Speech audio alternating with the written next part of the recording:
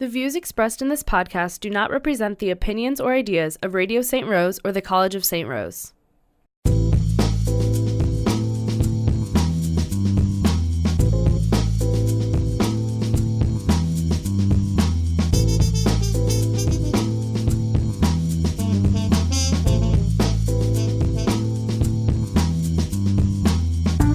Hi, I'm Alan Hills, and welcome to the College of St. Rose's movie review and discussion podcast series, Cutting to the Chase, brought to you by the Campus Radio Club, Radio St. Rose. So the topic of this podcast is going to be the new DCEU blockbuster, Shazam, which has become a total surprise for critics and moviegoers. Everyone around the world loves the movie. I just saw it, and I was really surprised by, its lighthearted nature and its humor, and I think they really are starting to realize that people, want more basic humor and some more basic superhero elements. But enough of my opinion, let's move on to our guests who are going to help me discuss the movie a little bit. My first guest is communications major Michael Trageser, who was on my show last season. He appeared to help me discuss Incredibles 2, and now he's back to discuss Shazam. Mike, thank you for being here. Hey, thanks for having me on again, Alan. You're welcome. My second guest is totally new to the show. He's never been on it before. He is a music industry major here at St. Rose with a concentration in voice. He's got some new music coming out and a new music video coming out soon. I'll let him talk about that in a moment. And he is the newly elected director of social activities for Student Association here at St. Rose. He is Connor Walsh. Connor, thank you so much for being here and taking time out of your schedule to do this. It's great to have you. What an intro. Thank you so much, Alan. No,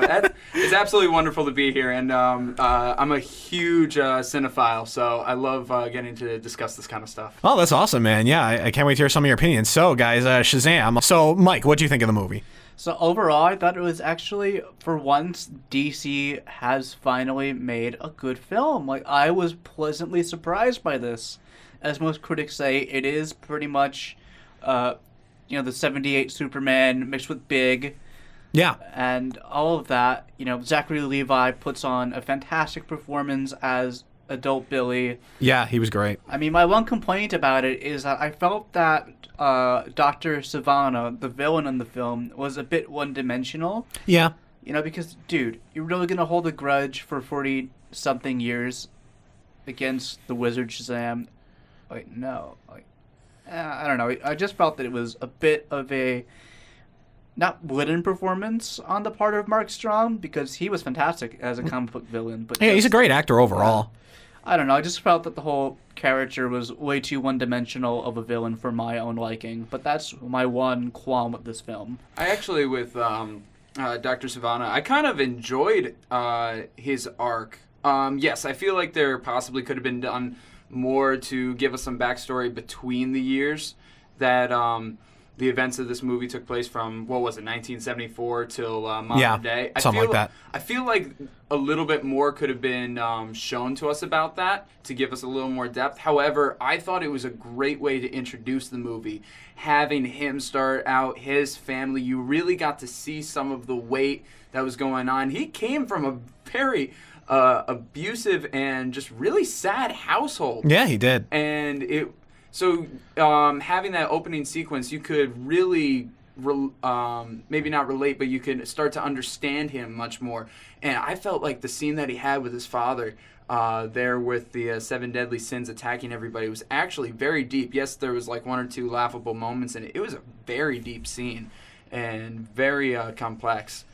I thought it was definitely interesting, but also at the same time, very good for the kind of old sense of comic book movies, which I'm willing to get back to in a second, but probably let you guys speak if have anything more to say. No, you can keep on going, man. Feel free to, please. We have like 30 minutes to fill. All right, so let's talk some stuff. All right, yeah. So no, I really enjoyed this movie. When the very first thing that I said when I walked out, I felt like I watched a superhero version of Halloween Town, and I mean that in a very good way, actually. Yeah, you said it to me the other day, and I totally agree with you about that. I loved Halloween Town, so I'm not saying this to downgrade the film at all. It was definitely very family friendly. It was family oriented, and it was neat the way that they were able to throw the whole Batston Shazam family into this movie, because that's a big thing that they do in the comics with having them all integrated throughout.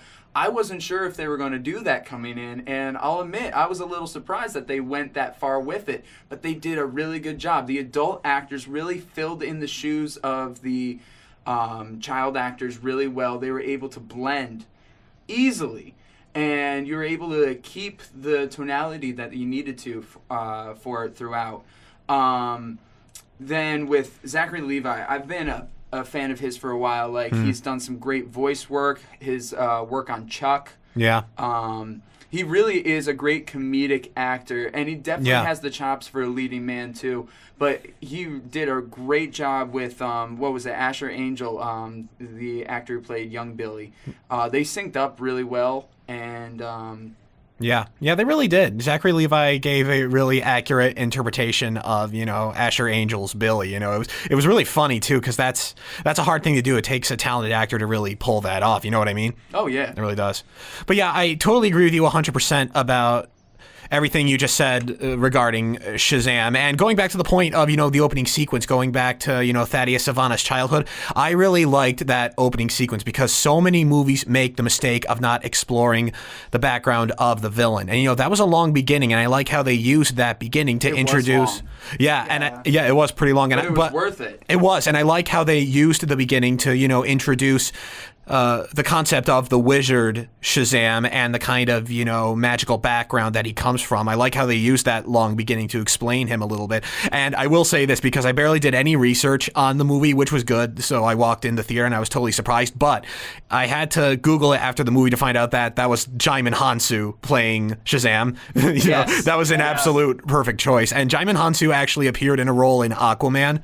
So I think there's a little bit of an issue there, even though Marvel's made that mistake before. Yeah, because he was the king of the fish people in Aquaman. No? Yes, he was. Then he's also in the MCU as well. He's all over the place. He's got some good checks coming in.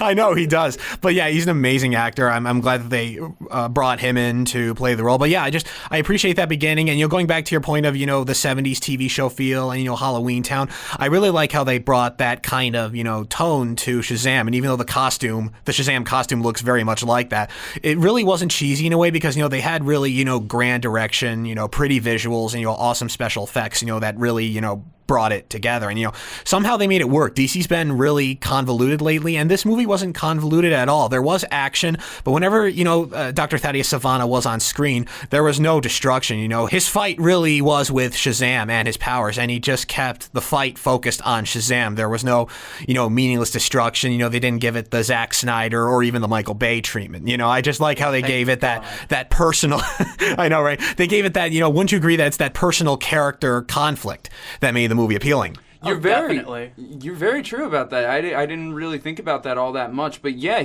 it's not like he went after anybody else. Obviously, his father and that whole sequence, right? But it showed that there was more depth to this villain. Though he was the villain of this movie, does that necessarily mean he was totally all out evil? Like, yes, he was power hungry and he wanted to prove something of himself, right? But was he necessarily the really big bad evildoer throughout? Yeah. So that it makes you question that at certain points too.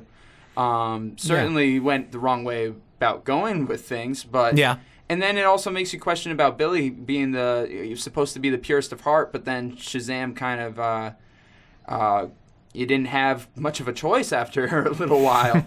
And when you really think about it, there's got to be plenty of other people more willing than Billy. So it does make you wonder at times, especially when he got real selfish with the powers, like, why was he the one chosen? But he does have heart. He does have a lot of potential. And in the end of the day, he did learn a lot to make himself a better, superhero, but also family member.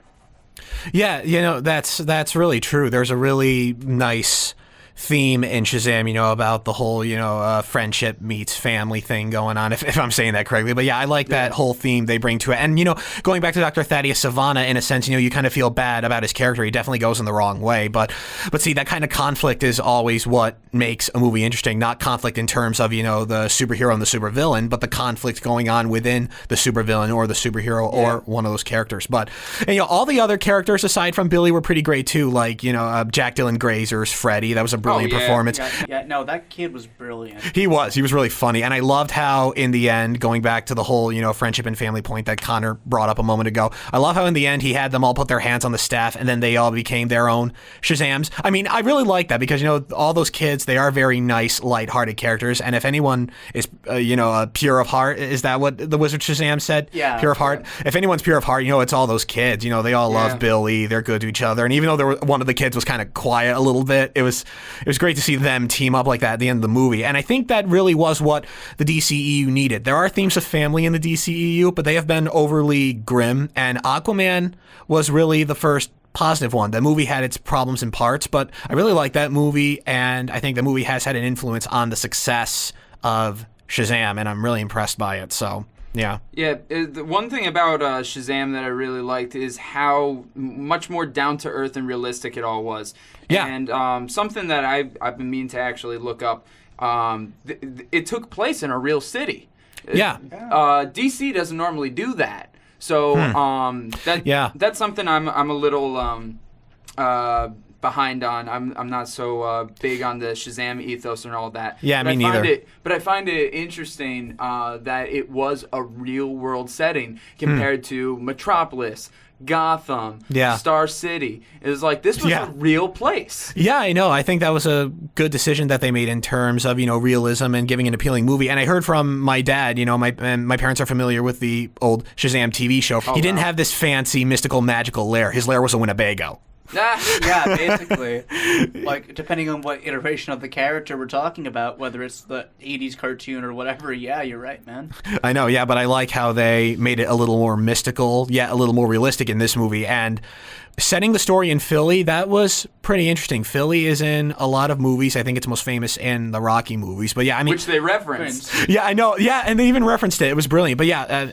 having the story set in Philadelphia, I think, really added to the realism because they filmed the movie in a lot of the suburban areas as opposed, to the nicer areas, and that gave it a very realistic and, familiar feel. But yeah, this movie was overall more realistic than most DCEU films, and that's why I really like it. And like you said, Connor, it was very down to earth, and I really do appreciate that. And I really appreciate the fact that, people are open to it and open to the humor because, not a lot of people go for that. And, we should transition to the humor.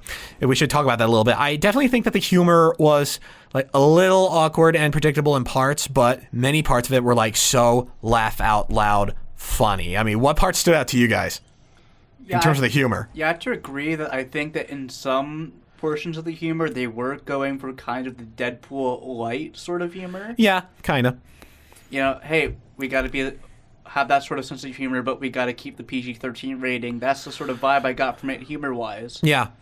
Well, it was interesting. Like looking into it ahead of time, looking at trailers, looking at that, I was like, oh, this is just DC's version of trying to do Deadpool or whatever. But I feel like they really branched away from that and had their own wholesome kind of humor in itself as well. Yeah, that's true.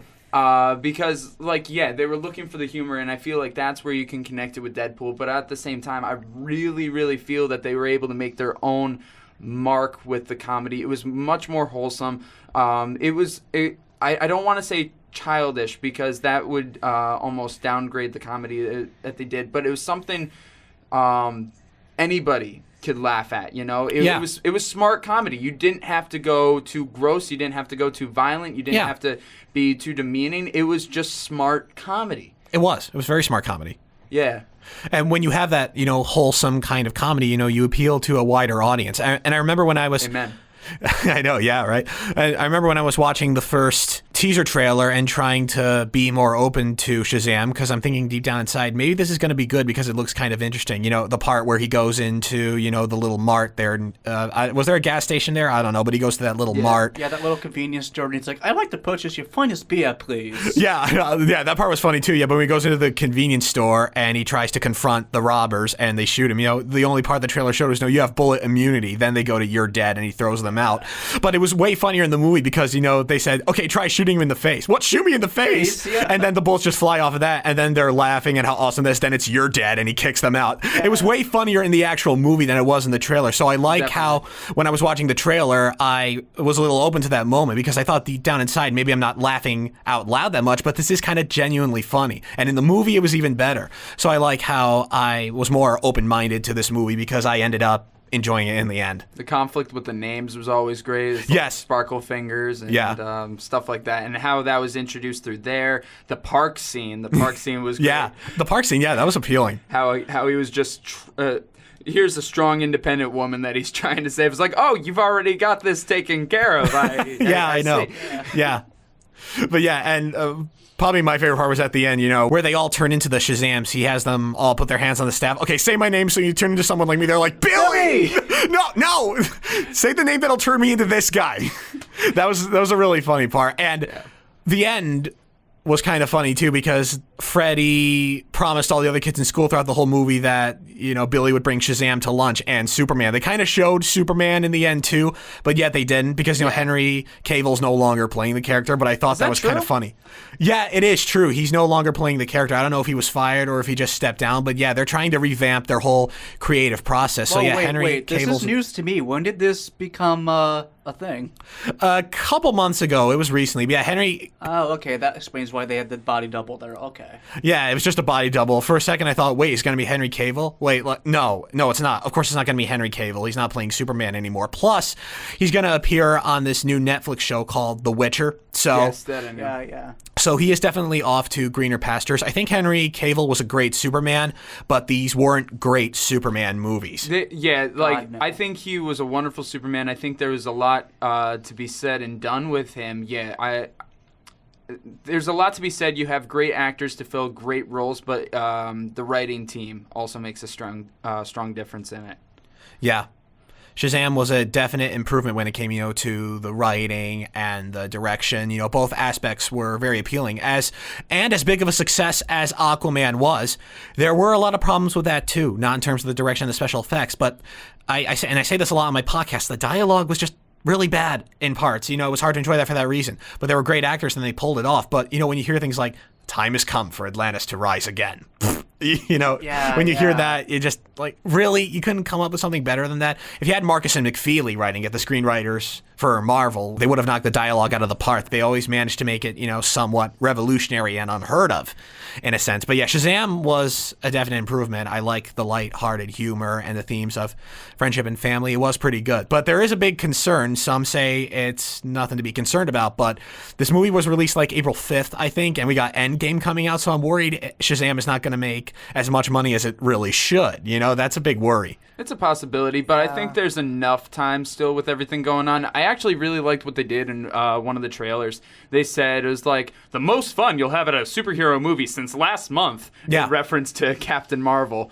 And then there was another one where they said best superhero movie you'll see in another month. And both times it's always going back to Zach Levi, just what? He says that so perfectly. And so, yes, DC is very aware of what everything Marvel's doing right now, but they're doing their own thing, and I think they found, at least with this movie, something they were able to go along with. And one thing I really want to talk about is the emotional ethos to this film. Yeah, please. Yeah, talk about it. Because, we're talking about the humor, but there's enough weight behind it, too, especially with the mother. Oh, yeah, I forgot about the mother. Oh, yeah, I forgot about that. How did I forget about that? Because with her, that was painful, actually. It was. I was wondering, it was are they actually going to do it now, or are they going to save it for a later movie? And I'm happy that they did do it now, actually.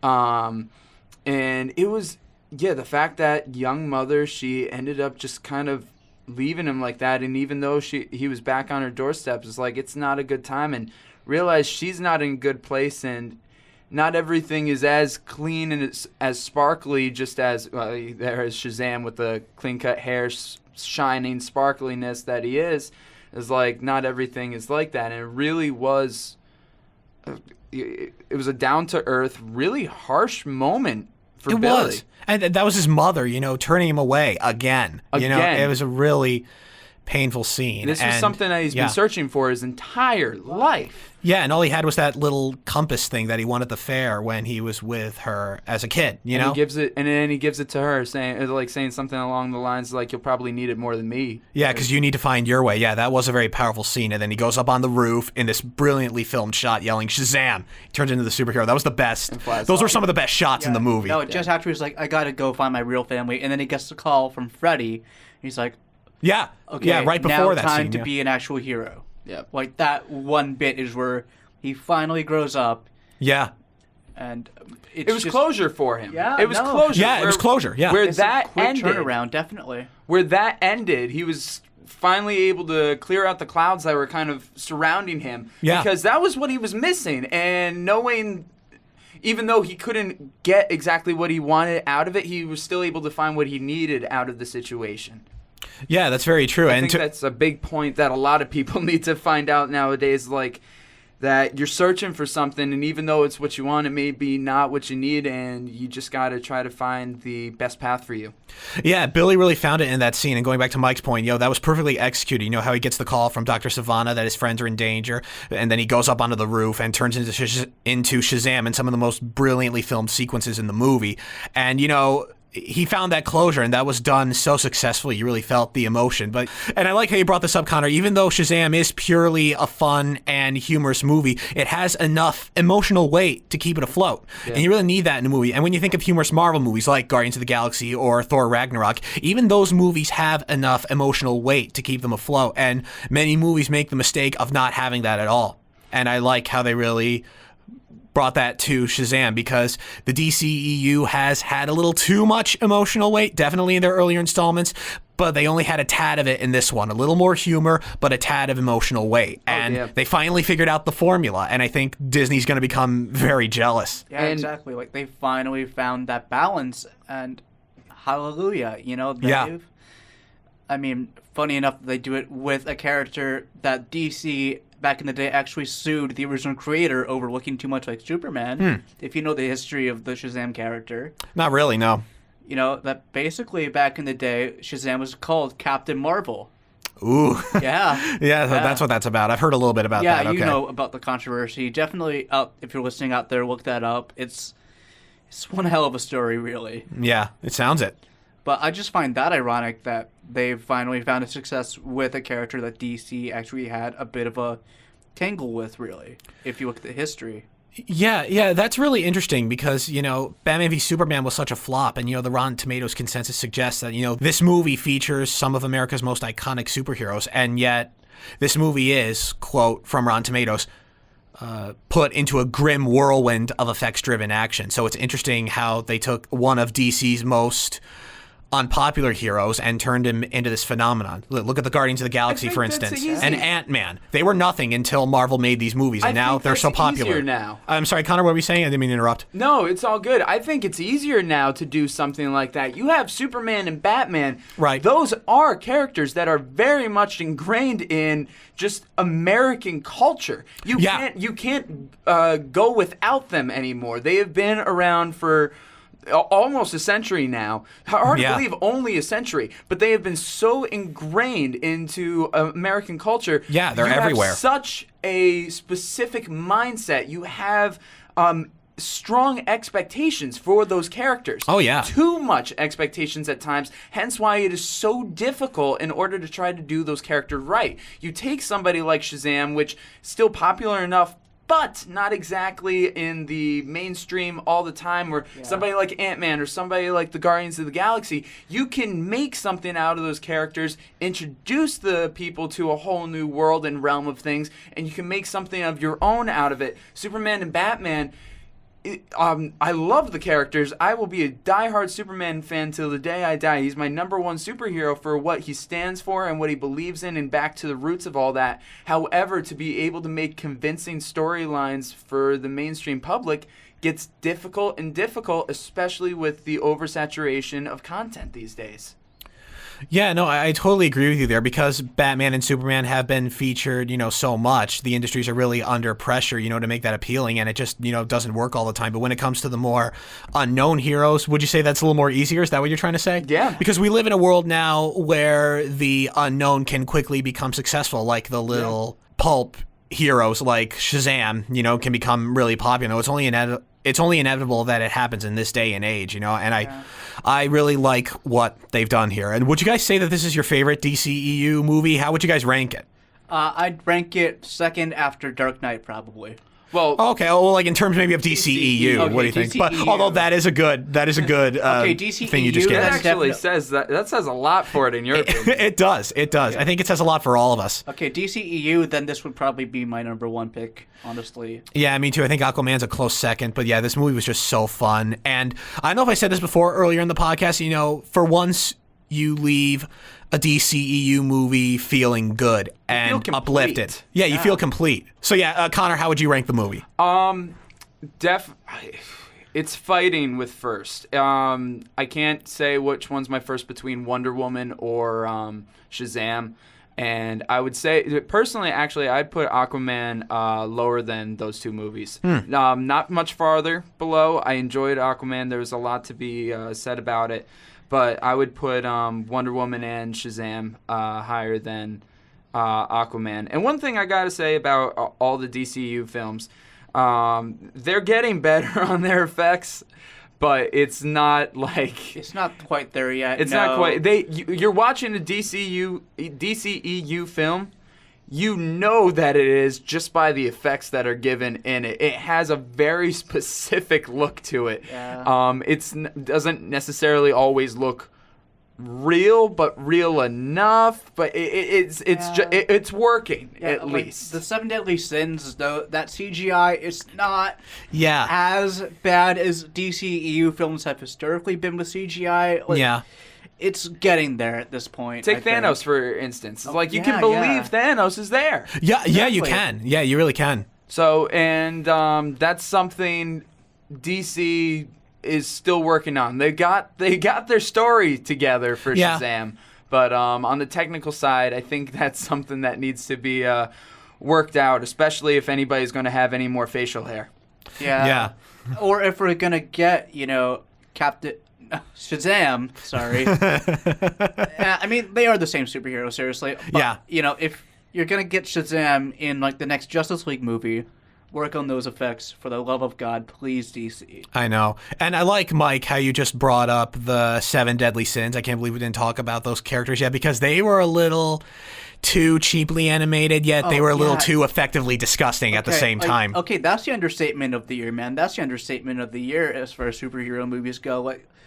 Again, DC's getting there with the visual effects. Still, that was kind of, I don't know, in between bad CGI and decent CGI.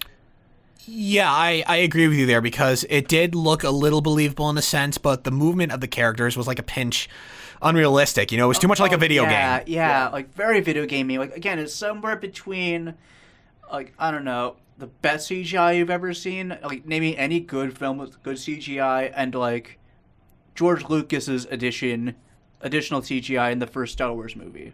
I think another issue, and I'm just talking about the film industry in general these days, is its overall reliance on CGI and computer effects. Where, take Jurassic Park for instance. Yeah. Go back to Jurassic Park. How much of that was animatronic, and how much of that was makeup and people in suits and rigs and stuff like that and puppetry? Yeah. And you believe that to this day. You look at that and you see those films, it was like, wow. And when they re-enhance those films, it's not like they're doing that much more digital effects on them. They're maintaining what that is.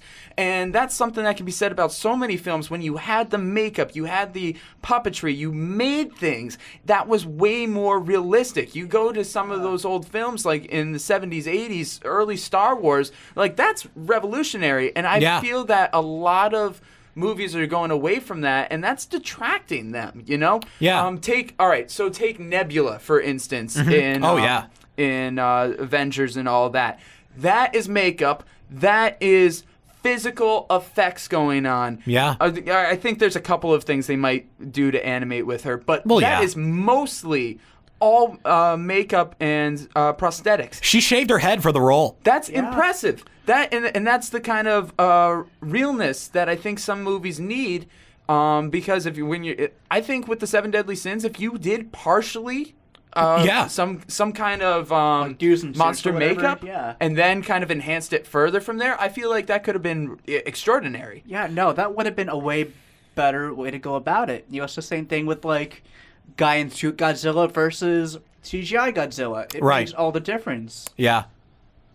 Yeah, I totally agree with you guys there. I think the 7 Deadly Sins could have used a little more realistic production values. And yeah, I love puppetry still to this day. And, I'm really disappointed that, the new Star Wars movies don't have enough puppetry. I expected Maz Kanata to be this cool Yoda-like puppet from the original movies, but she was this, computer... Happen. No. She was this little computer animated creature. I mean... Come on, I love the old puppet Yoda. I think it's the best. But yeah, Maz Kanata was not as effective because she was computer animated with a little bit of mocap. It was brilliantly done. But yeah, imagine if the 7 Deadly Sins were more like people in costumes mixed with people in puppets. That would have been kind of interesting. I totally agree with you guys about that. And the first Jurassic Park to this day, you can tell it's a little cheesy, but like you said, Connor, we believe it's real. Yeah. And it's even more believable to this day in the Jurassic World movies, as bad as those are. Okay, we The don't first one talk was kinda about good. that. We What? don't talk about that. I don't know. I thought they were decent. I still enjoy them. First one was decent. The second one was a little problematic. But yeah, I mean, who doesn't love watching Chris Pratt? I mean, the guy's awesome. Come on. Yeah, but no, if we had that with the Sins, that again would have brought that original superhero movie type of look, as I said in the beginning, where this really did give me that Christopher Reeve Superman vibe. Definitely. Right. Definitely. Yeah. And that's good because everybody can go back to those films. Like the first and second Superman movies are so iconic. And so many people say Christopher Reeves is like one of the definitions of superhero films. If you can say that you're going back to those days, that's pretty damn good. Yeah. Yeah. That is the sort of vibe I get from this, which is fantastic, honestly. Yeah, I love how they made a return, to the classic icons that we just discussed here, the look of the costume and that 70s feel. And for that reason, Shazam was a really great movie. It might be the best in the DCEU so far, and I really loved it. Unfortunately, that's all the time we have, guys. Thank you so much for coming on. I had a blast. Thanks for having us, man. Oh, you're welcome. I hope to have you guys on again in the very brief time I have left here at St. Rose. That'd be wonderful. Once again, I'm Alan Hills, and this has been Cutting to the Chase. Thank you for listening, and be sure to tune in next week.